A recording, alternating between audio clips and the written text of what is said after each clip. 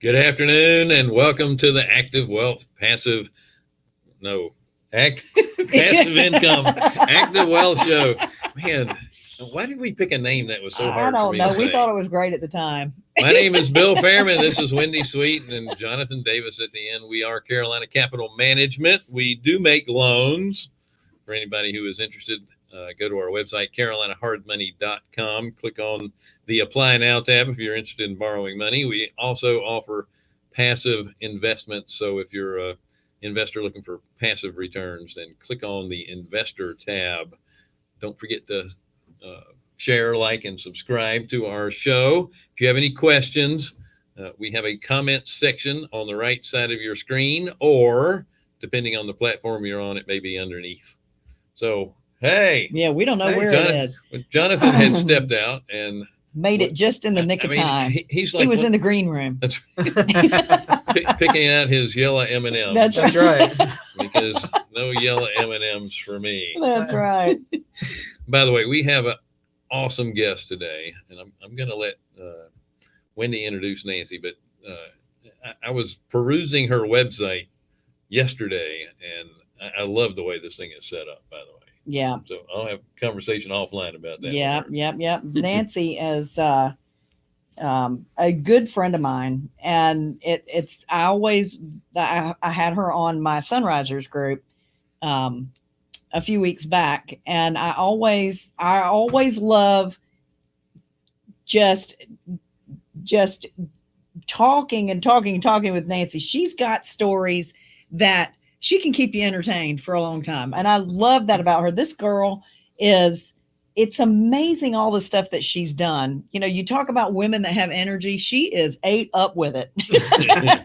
And she's done so many things. It just blows my mind. All the things that she has done, the books she's written, the articles that she's written that have been published in different magazines and things like Billy was even saying earlier today. Hey, I'm going to ask her about that. Okay. When we talk. All right. Don't ruin his question. Yeah, that's right. That's right. It's just amazing all the things that she's done. And we are just thrilled to have her on here. She's got so much she's going to share with us today. Welcome, Nancy. We're so glad you're here.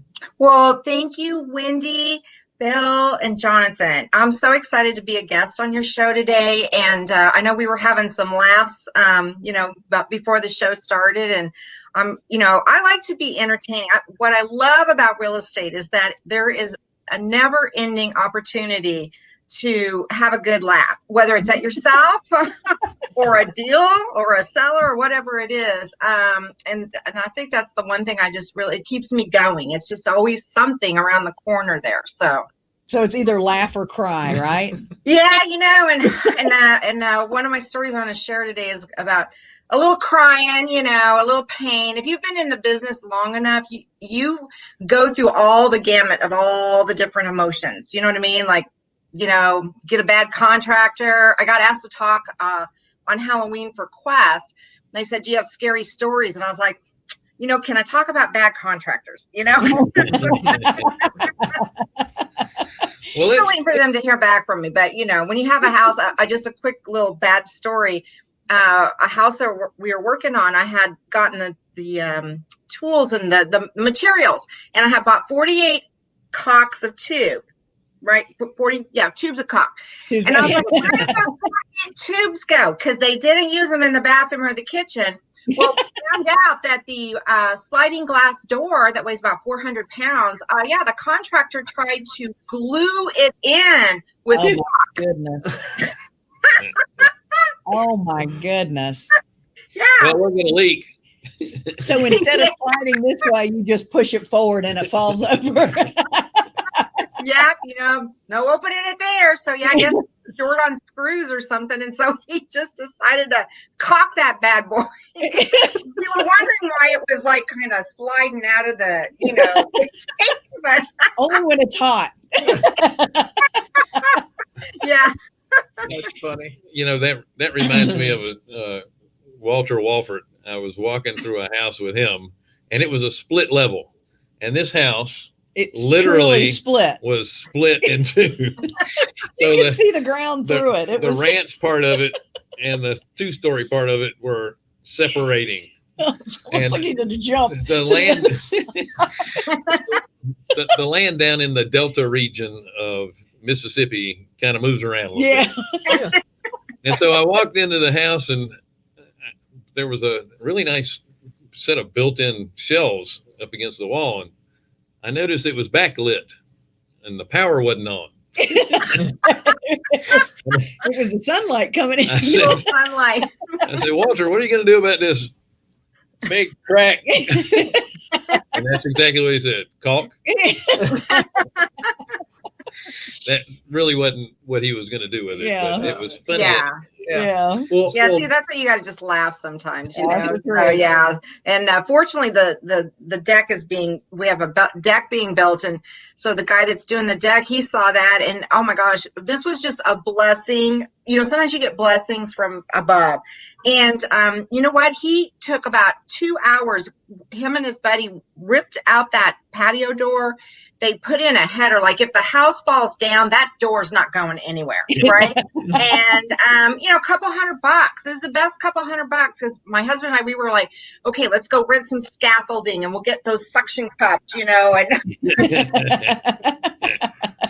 That's too funny. They fixed it right up. So you're talking They about did. Lake House, and you just got that Lake House. Tell us the story. All right, Repeat that story for us. so we live in Dallas, Texas, and you know, my daughter is getting married at the end of the year, and so I told my husband we need a hook, right, to when she starts having babies and all that, and so we kind of been looking around for a lake house, and you know, they're kind of expensive, you know, and so we wanted to be close to Dallas, so we ended up looking in Granbury, and we had breakfast at this restaurant and started talking to this gal, and she told us about this neighborhood that we were not even looking in. So we literally found this lake house driving for dollars. If you don't think driving for dollars doesn't work, you know, it works.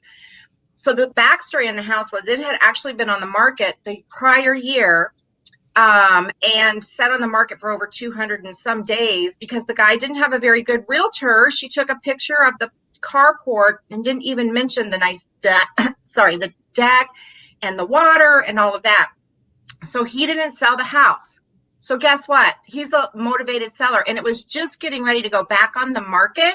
We just happened to catch it, right? They hadn't put it on the MLS, called the agent. They came out my husband and I were like, well, what do you think? You know, this house is, and because everything around here was $350,000 plus it needed another $200,000 in, because they're expensive if you're gonna have a lake house. And so he told us the price, and we both just looked at him and go, okay, we're putting in a full price offer right now. And that's what we did. We got the house inspected. We renegotiated the price down.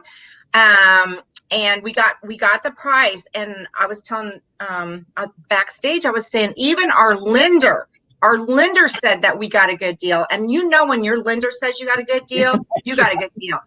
And I was saying how the guy threw in a boat, and the boat was 1979. At first we were like, oh, this is just junk. He doesn't want to haul it off. That puppy works, and we had it out on the water yesterday. 1979 orange metallic. So driving for dollars, I got the lake house. The deck had to be redone. The patio door had to be done. So it's been a challenge. But yeah, driving for dollars is how we found that bad boy. That's awesome. And it's amazing that you are driving for dollars. I tell people all the time, you know, they're saying, I can't find a wholesaler. I can't find deals. I've been doing all these postcard mail outs and all this stuff. I always tell them, find a street that you want to buy on, that you know that people are probably willing to sell. Park it on a Saturday morning between 10 and 2, because that's when everybody's home, and just start knocking on doors. Yep, exactly. Because you know what? You just never know. And I know we're going to talk about the profitable landlord system, but one of the things that I find that if you can get good deal flow, you can be a wholesaler or a flipper or buy and hold or whatever it is that you want to do, but you have to have deal flow. And so that's one of the things I really focus on with people, because what when I'm working with someone new, what I find is that they're just all over the board. Like I had a student and he was like marketing all to Texas. And I'm like, why are you doing that? You need to get into your own backyard because there's deals to be had there. Yeah. And Dallas is very, very competitive. Right. You have to, I do go to secondary markets, but there are ways to compete with all those other investors. But if you're not focused and consistent, you're not going to have deal flow. So that's what we really teach is how to get your deal flow going.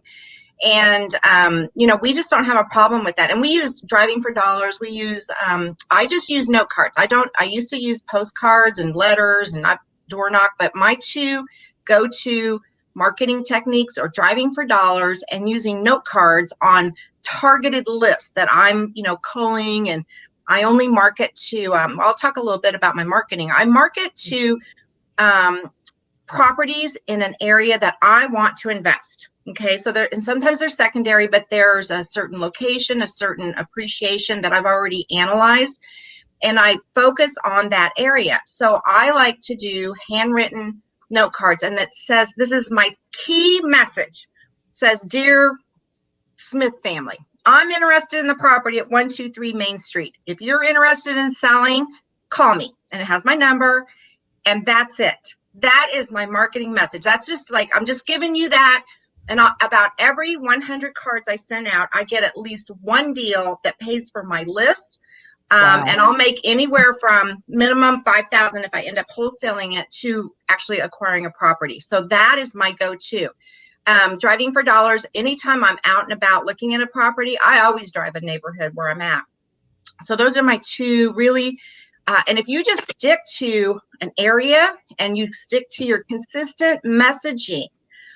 So with my students, the first thing I do with them is I get a time commitment, because you're not going to make your deal flow happen unless you commit, I say a minimum of 5 days a week, could be Monday through Friday, Tuesday through Sunday, whatever you want to do, and 30 minutes a day, and you'll have deal flow. I mean, it's not going to happen overnight, but and I hire a mom in my neighborhood, and I pay her $10 an hour to write these note cards for me. I give her my list, and then I pay for the postage. So really, I don't have a lot of high cost. I have CallRail to take my numbers and to track what campaigns I'm dealing with.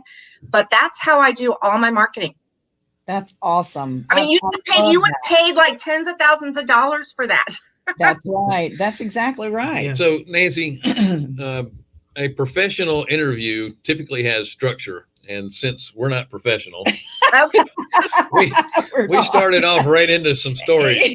So let me ask you this question first, Okay. which is now in the middle. All right. So how did you get started in this business, and what the heck is it that you do? All right. Those are some good questions. All right. Well, I've been investing. My husband and I, Brian, he couldn't be here with me because he's at the lake house. So hopefully he logged in and he's watching.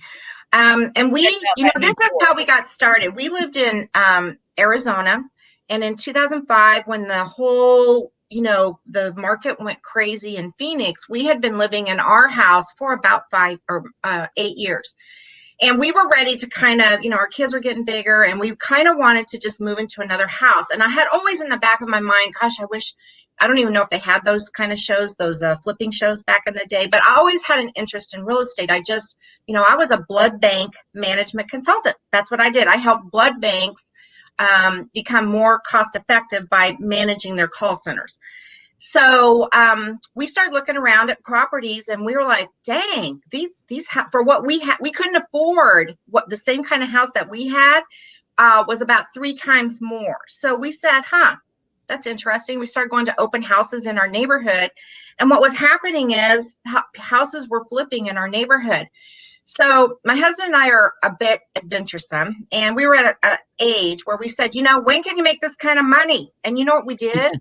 We put our house on the market, and we moved to Dallas area. We had some friends that lived here, so we had visited once. And I'm originally from the Midwest.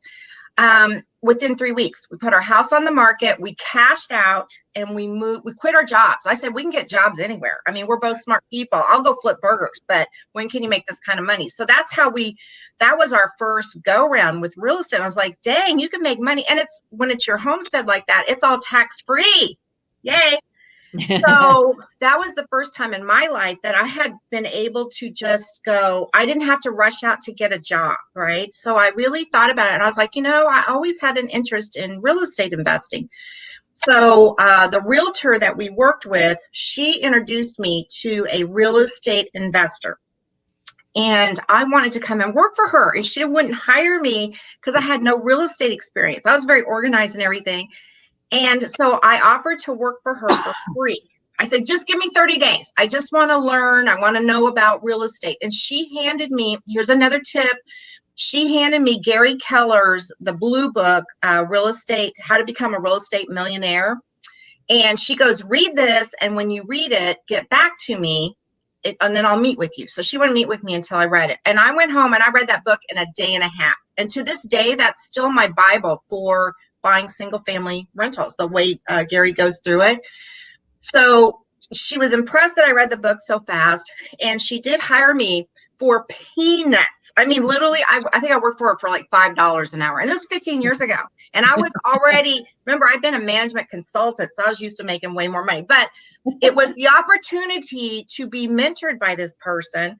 And she actually sold me my first rental property. And I can still remember the day she called me up and she said, if you don't buy this house, I will. Now, I later learned that was because she was a realtor.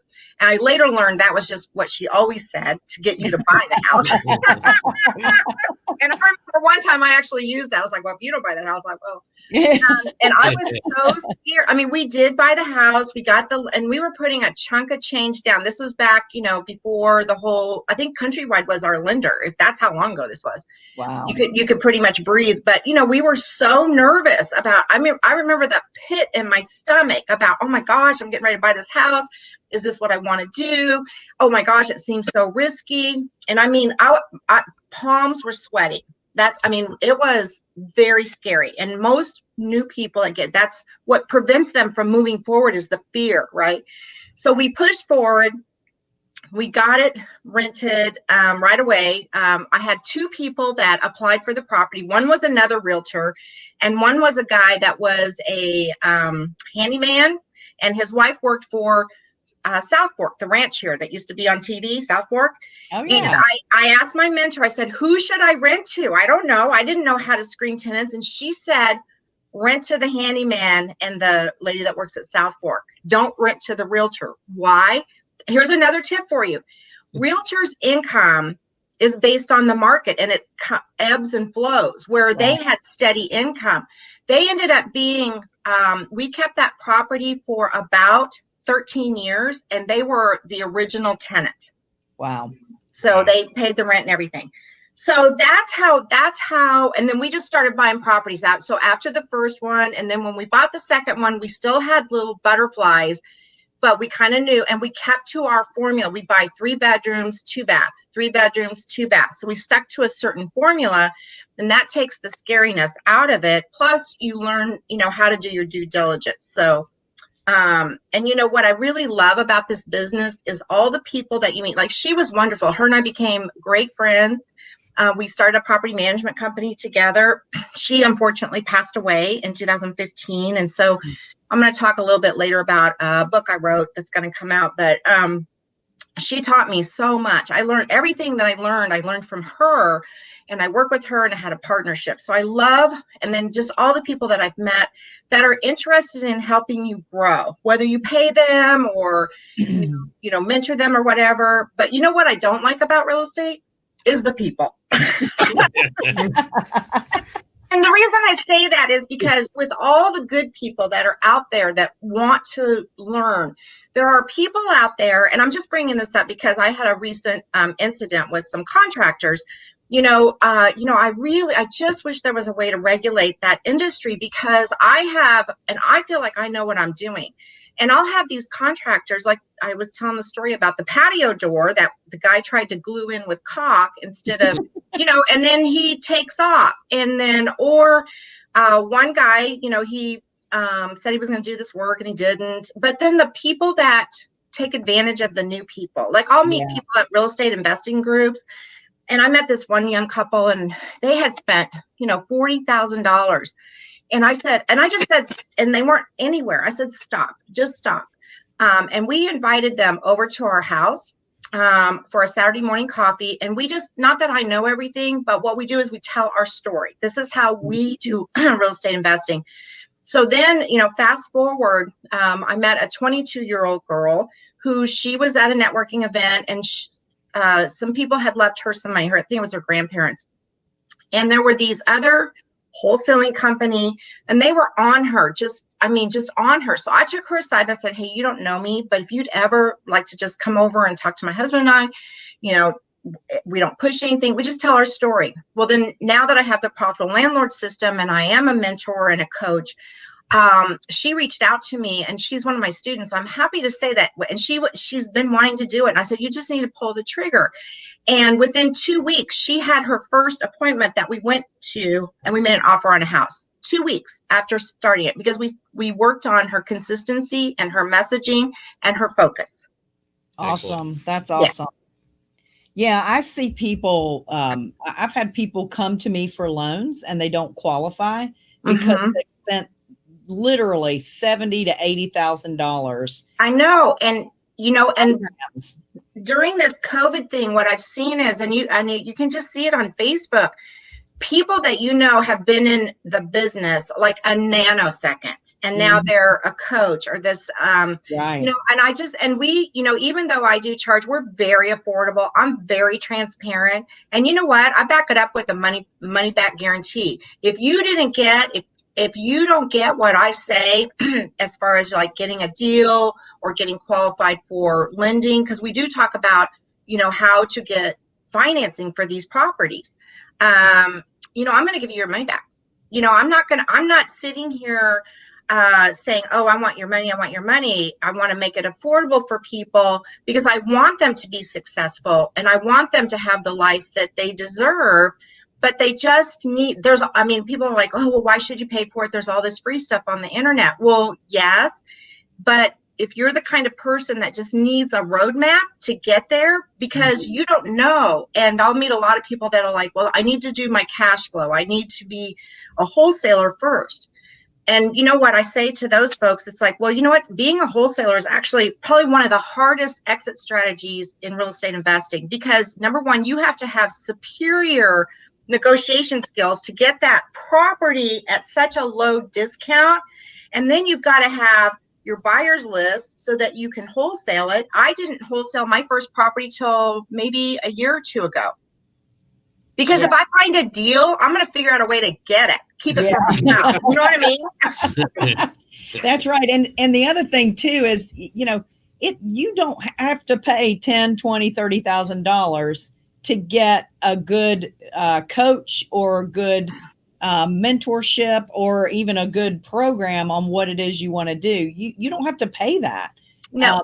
And that's what kills me. I see people, putting all this money on their credit cards to get in there and get a jump start. And it doesn't have to be that way. It just kills me to see people doing that. Well, I'm sorry. Go ahead, Jonathan. It is, it's like you said, Nancy, these people who have been in this industry for 6 months, a year, 2 years, whatever it is, and they're out there taking advantage.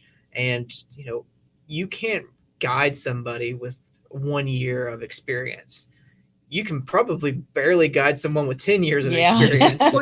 And you know what I do for people? A lot of experience to be able to guide somebody through this because you have to be able to see a lot of things. Exactly. And, and there's questions you need to be asking someone that you're considering to be a coach. So if somebody's like on the fence, I'm like, look, if, maybe you and I aren't a good fit, but here's a list of questions that you need to ask somebody that you're considering hiring. Number one, are they an investor?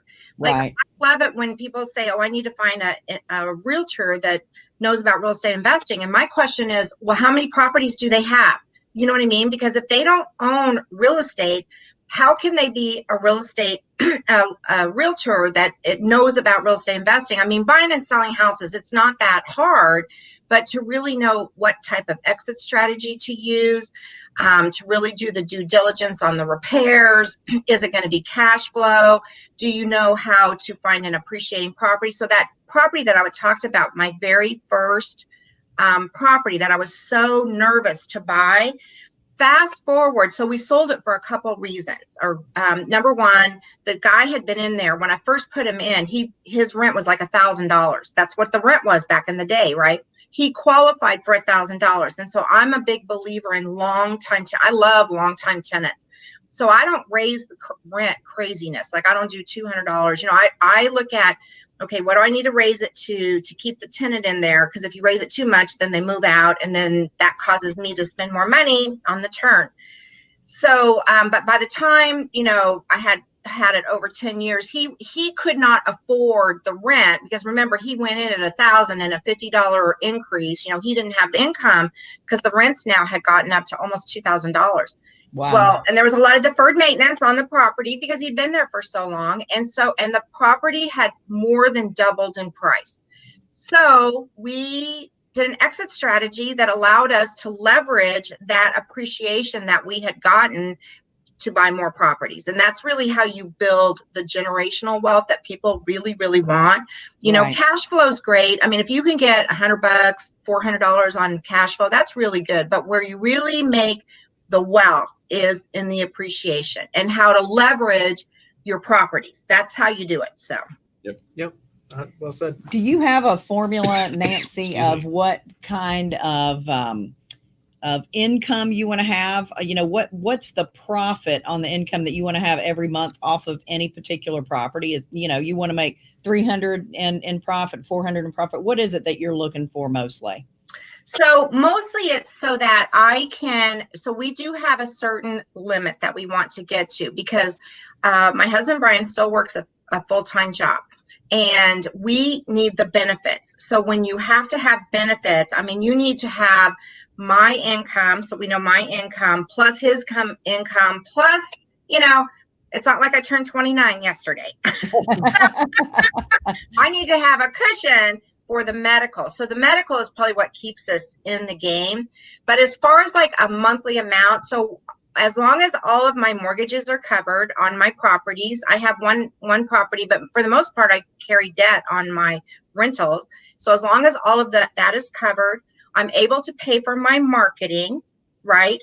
And so if I'm clearing, let's say $1,000 a month on all my rentals, I'm doing good, because what people don't really talk about is the tax breaks you get on the back end. You know what I mean? Right. So it's not the money that I have to make every month, but it's the tax money I'm saving by my rentals. And Right. that then goes to your overall so we're more interested in generational wealth and leaving a legacy. So I know I was gonna kind of leave this for the end, but for me, the wealth is that I have what I need. I don't need to live extravagantly, and my time is more valuable at this point in my life.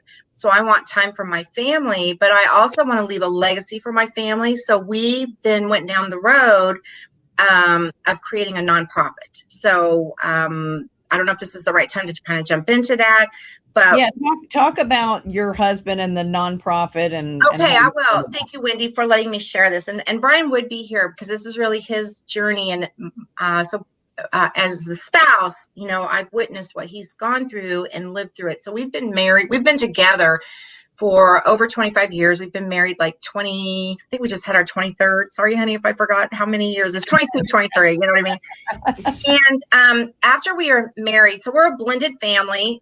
Together we have 5 children. So just with that comes a lot of, and then you have me doing all these crazy real estate things. Well, about a couple of years into our marriage, Brian had been diagnosed with chronic depression. And in my family, we have lots of different kinds of dysfunction, but depression is not one of them. And so, I didn't really know that much about depression. I'm just like, okay, snap out of it, right? And that people with chronic depression can't do that. They can't snap out of it. They don't have control. It's an illness. And Brian, bless his heart, he was very good at a mask. Like most people who know Brian would never guess that he had chronic depression. He was just like that commercial where you see people with the little mask. Yeah. But then behind the scenes, but then as men, just like women, as men age, they have hormonal changes as well. So he'd been on a different cocktail of antidepressants since mid 30s, right? So for over 20 years, he'd been taking all these pills. Well, they stopped working. And the primary care physician, they're not equipped to deal with mental illness. And so they just kept just prescribing him different meds, right? Well, what happened was he had one too many cocktail mixtures, and he had a complete breakdown. I mean, where he was developed Parkinson-like tremors. Wow. He was unable to really have cognitive thinking. And he had to be hospitalized because literally what happened was his body was just, he was, I mean, for a lack of, it's not a medical term, but he was whacked out. Yeah. It was really scary because I had to get medical power of attorney and all that kind of stuff. But he went into a treatment facility where they literally took him off of every medicine. And then they had to slowly reintroduce him. Now, we were very, very fortunate. And you can probably tell, I'm like an advocate, and I became his advocate. And I would not accept that these doctors just wanted to give him another pill. And I kept saying, there has to be something else. And so we were so fortunate and blessed that we were introduced to a psychiatrist here that she offered TMS treatment, transmagnetic stimulation treatment. And Brian had the treatment. We were very fortunate. Our insurance covered it. It's like a $12,000 treatment. Now, it didn't matter. We would find the money for him. And it was a game changer. And I can't even tell you what a game changer. He had a treatment of 36 treatments in a row within 2 weeks. Now, normally when you take antidepressants, it takes months to decide if they are working or whatever. Within 2 weeks, he had a lightness. I could tell that something was going on positively. We had gone on a trip right after that, and our daughter was getting engaged. And he was able to enjoy it, because sometimes when you travel and you're depressed and, you might get off your schedule of your meds or whatever, but it's very stressful for people that have chronic depression. And he was able to sail through that trip and probably was the best trip that we ever had.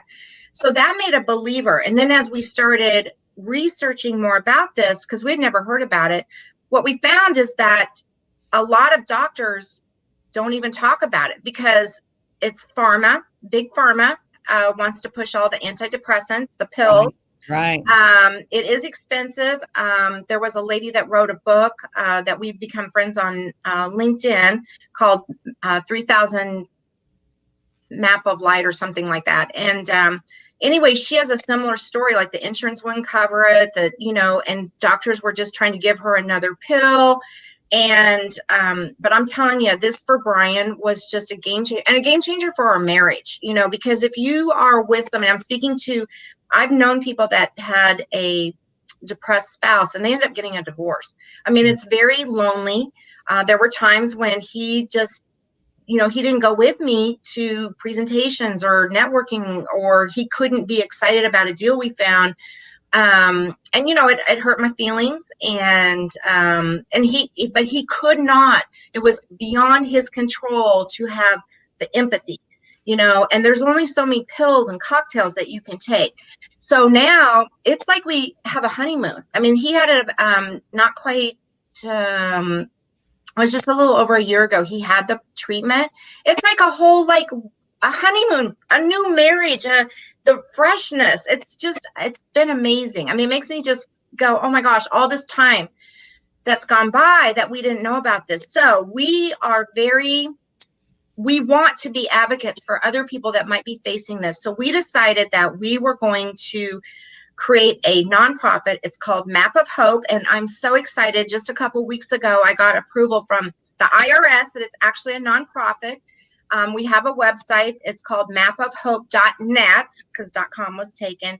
And if you go there, you can read our story and what we went through and, Brian's journey. And there's literally a diagram of a brain there. And we called it Brian's brain, and it's Brian's journey. And like he would have darkness with the chronic depression, and then he has lightness with the TMS treatment. And he still takes a little bit of he was able to downsize. He hasn't gotten completely off because it does take time, but he doesn't take as many pills as he used to. And eventually he'll be able to get off of them. We just didn't want it. You can't just go off of those pills, but just the lightness and the happiness that he's been able to achieve by having this treatment. There you go. Yes. And if you can, please donate. I'm here to say that what we're doing is we want people that cannot afford this. We want to be able to help pay for this treatment. So we work directly with the doctor's office. We're not making the call. We're simply think of us like the insurance. So if the insurance doesn't cover it, the doctor's office can actually contact us, and then we just pay the doctor's office, the qualified TMS doctor's office, for people that need it. And it's a game changer. And as we started telling our story, we found out there are so many people that are affected by depression, and especially now with COVID. Not that this is what, somebody that's, having depression because of COVID, but there's another alternative out there besides just loading up on antidepressants. So I hope people just check it out. PM me, I will be happy to talk with anybody about our journey and what we went through and what it was like. We'll get Brian on the phone, but please just reach out. And if you can make a donation, we'd really, really like it. And I'll send you, the certificate or whatever for the, because it's tax, what do they call that now? It's tax donation, tax deductible. Thank you. So the treatment itself is, it's like electrodes. So what they do is they map the brain, and it's it's not electric shock treatment, because that's what I was like, no. They still do that though. I guess they do that. No, this is they map your brain, and what they're doing is they're tapping, the machine taps right here, and it's stimulating, the serotonin. The serotonin is made up here. So people with chronic depression, they don't have that. Their body is not making serotonin. That's what makes you happy. Right. So when they hook him up, when they know they have the right spot, because his thumb will move. So it's not, it's non-invasive. The treatments last about 40 minutes. He had, because of his, each doctor, I guess, assesses how many treatments you need, but he had 36 treatments. And I'm like, if you know someone that has depression and you know how they are, just imagine if you could lift that cloud. And it was almost like magic. And it's very disheartening that it's not talked more about in our society, and that doctors aren't talking about it. So I'm just saying, is that, they don't get the kickbacks for it. So So Wendy, when you ask me, how much money do I need to make? I need to make enough money so that even if we just help one person have a better life, I would be so happy. So that's our legacy. We want this to be ongoing, long after I'm gone and Brian's gone. We want Map of Hope to be able to help people. Hopefully they'll come up with a cure for depression. But if they don't, and this is something that helps people, then to me, that's really now my end goal when I invest in real estate, because I've gotten the wealth that I'm happy with and I'm comfortable with. And now I'm giving back. I want to give back about, yes, I'm a real estate investor, but every chance I get, I want to talk about Map of Hope and how we got here. So my next book, so I'm going to kind of backtrack here a little bit. So I wrote a book called Winning Deals and Heals. Yeah, I love that. Talk about that. So I got that one. Yeah, right here. Winning Deals and Heals. Right? You can get it on Amazon, and I am such a give backer person. Part of the proceeds of this book go to Hope Store here in Texas, in Plano, Texas, and it's a shelter. They help families heal from domestic violence. So part of the proceeds from this book go to another nonprofit. And the reason I wrote Winning Deals and Heals is because I wanted to give a platform and a voice to women real estate investors.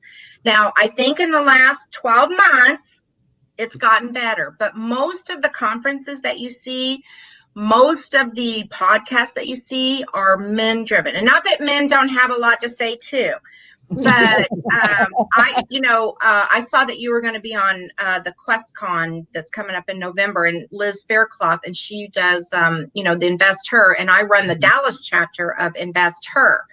because I feel really strongly that women, sometimes we just think differently.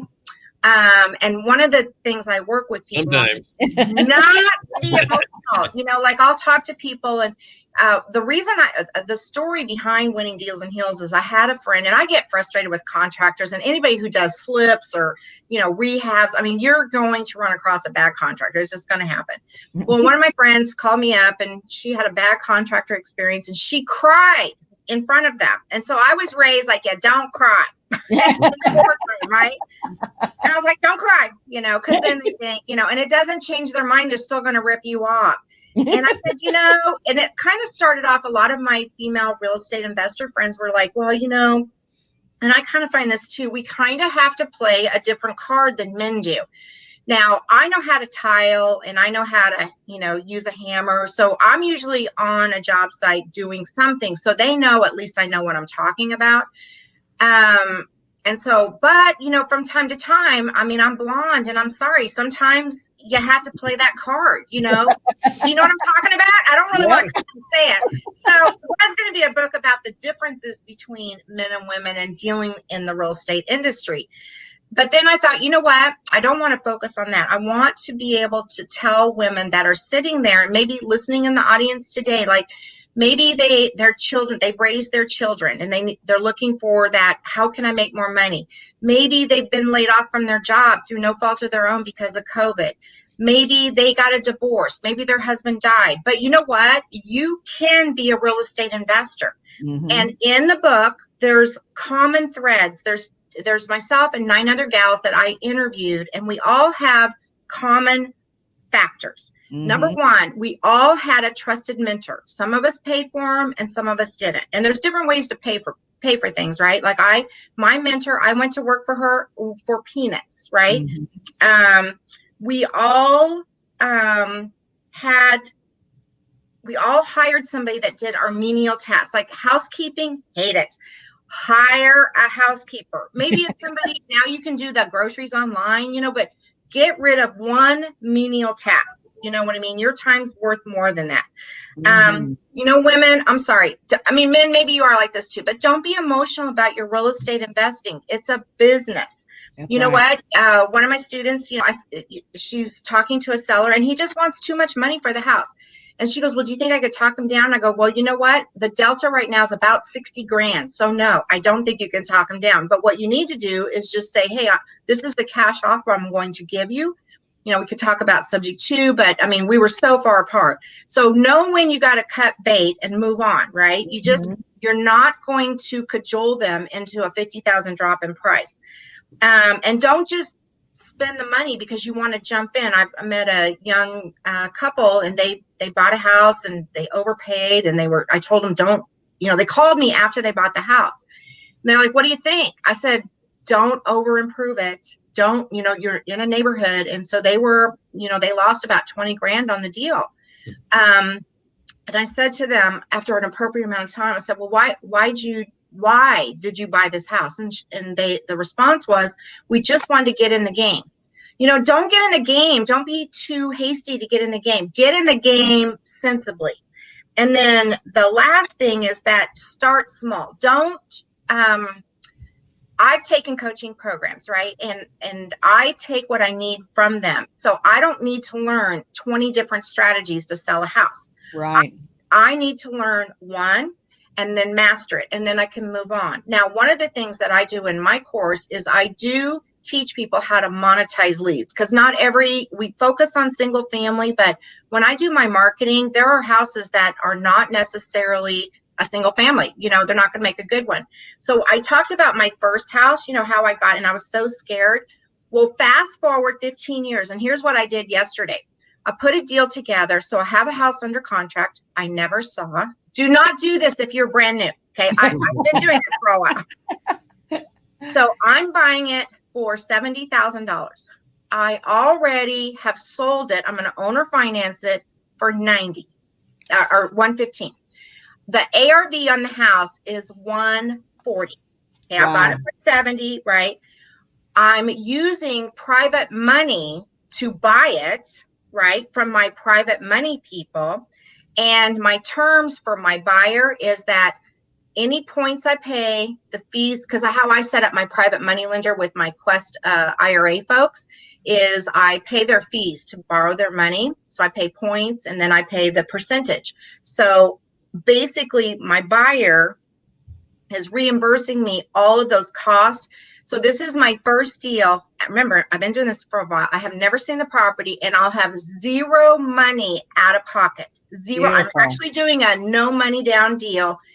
And I will get I'm doing owner finance and I'm getting $100 a month, just $100. And in 1 year, because I'm making the buyer refinance, I'll make $25,000. So I'm making $1,200 in 12 months, for the $100, and then I'm making $25,000, and I had no money in the deal. And that's after I pay off my lenders and everything. I'll make $25,000. That's more than 100% profit. It's like I did the numbers.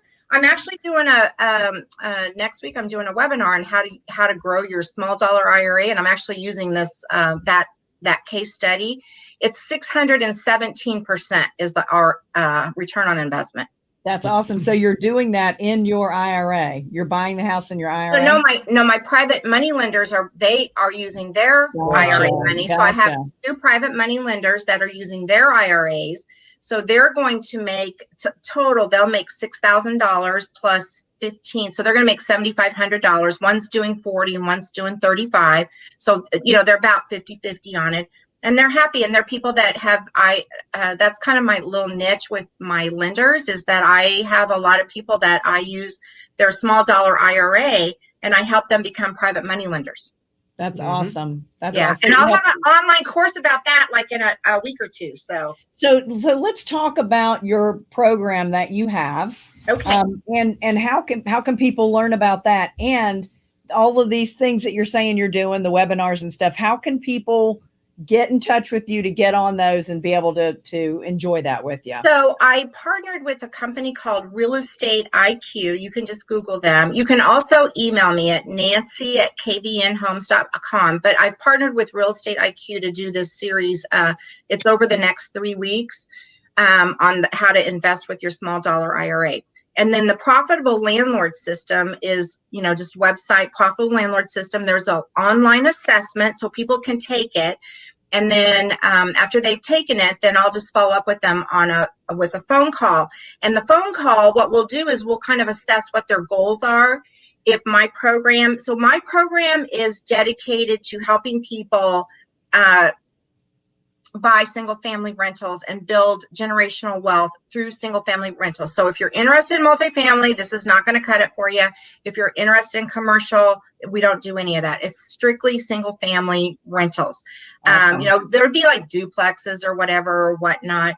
But how you get on the webinar, I think I have it on Facebook as well, but real estate. So actually Google real estate IQ, and go to their website, and then under events and go to October 20th, and you can register for it right there.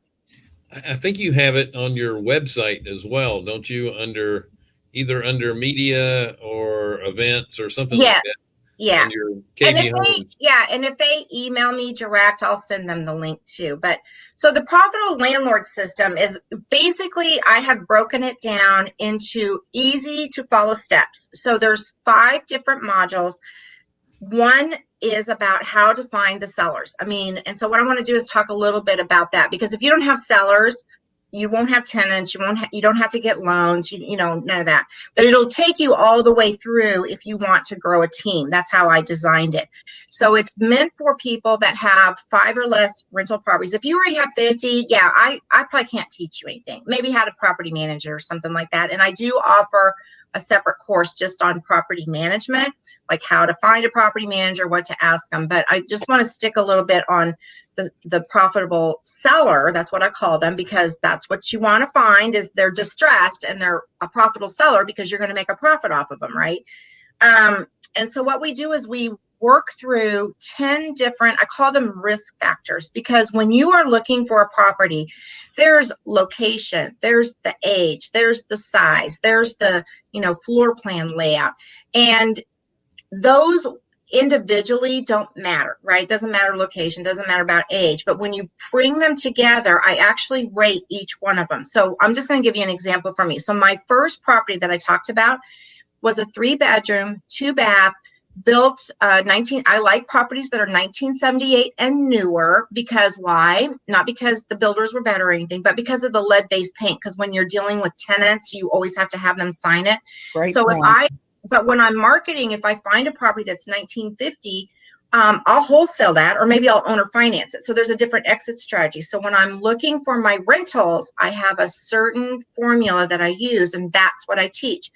Now, depending on where the person lives, 2-bedroom, 1-bath might be more prevalent than a 3-bedroom, 2-bath. But the reason I stick with 3-bedroom, 2-bath is because you can rent those all day long.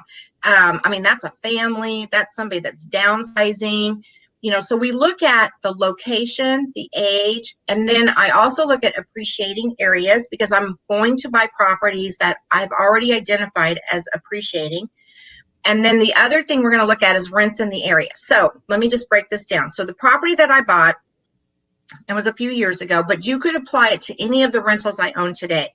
So I looked at the location. I loved the location because I knew it was appreciating. It was actually, you couldn't build there anymore. It was not a highly rentable area, meaning that there weren't a lot of rentals. I don't buy properties where every house on the street is a rental. I'm looking for a particular type of tenant, right? And so if you have a property that's in a high crime area, has tons of rentals, that's the type of person you're going to attract, which in the end will hurt your profitability. So I look at all these things. So I want to know what the average rent is in the neighborhood and how many rentals there are. And that is very important. So each one of these, I put a score, like a 1 to 5. So 1, very low risk. 5 is like, move on, don't buy that property.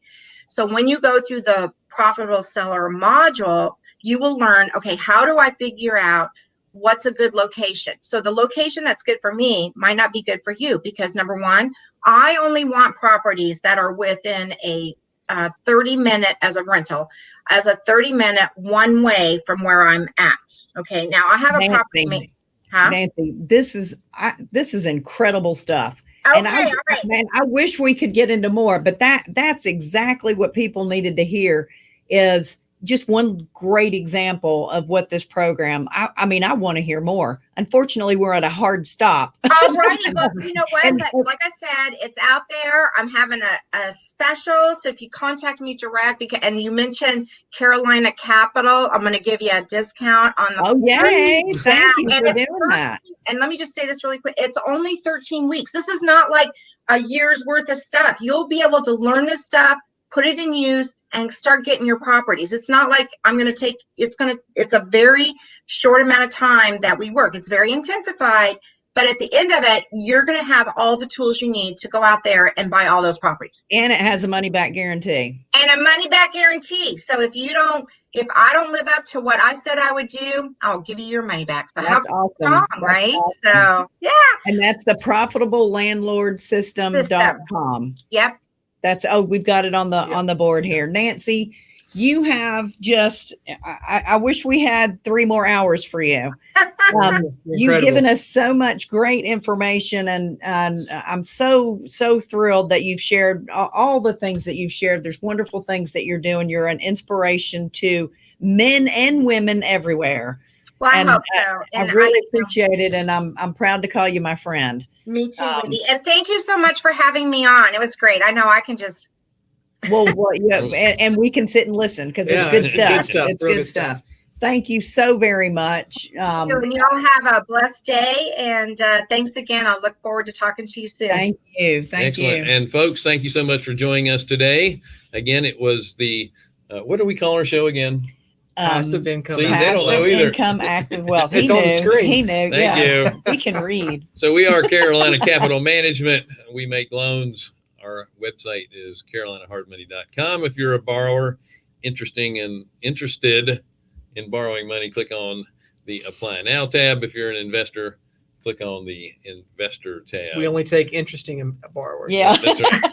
you're not interesting, we won't take The you. business is interesting enough. That's right. Don't forget to share, like, and subscribe to our show. If you have any additional questions, again, you can add them to the chat box. We do have folks that peruse the chat box even after the shows are over. That's right. That's right. You guys have a great day. Sue, who is going to be my next appointment, give me 5 minutes, please.